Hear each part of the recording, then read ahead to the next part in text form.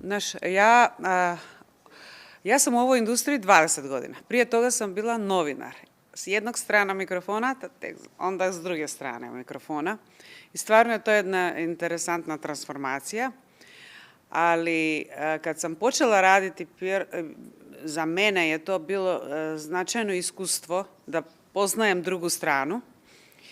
I stvarno sam znala da novinari sve to žele da znaju, pa to treba da se pripremiš, da podgotoviš sve te informacije. Nije to neka magija, baš treba da si za to spreman.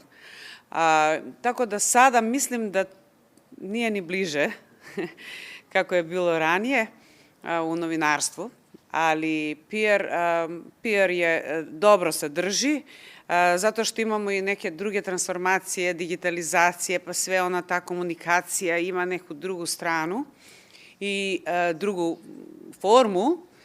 I mislim da smo na pravog puta da ono što smo iskusili u životu da prenesemo na mlade generacije da bude bolje od nas.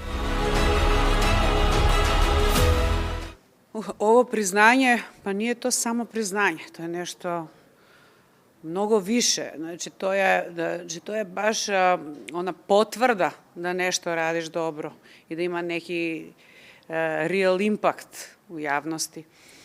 I baš to priznanje dođe od profesionalista, znači ljudi koji su u toj industriji, koji točno znaju šta je toga iza scene PR-a, one nevidljive borbe, kako da kažem, trudova u pozadini, gde niko ne može da vidi i zato mi je baš drago. Ja sam bila puno iznenađena što sam dobila ovu nagradu i šta bi nagrada takva i iskustvo ako to ne možeš da spodeliš sa one nove generacije.